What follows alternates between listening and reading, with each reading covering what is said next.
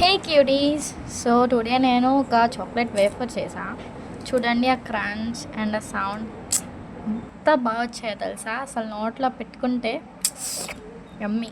First 1/4 cup maida and 1/4 cup sugar powder plus 1 table spoon of cocoa పౌడర్ని sieve చేసుకొని వేసుకోవాలి. Next 2 pinches of baking powder వేసుకోవాలి.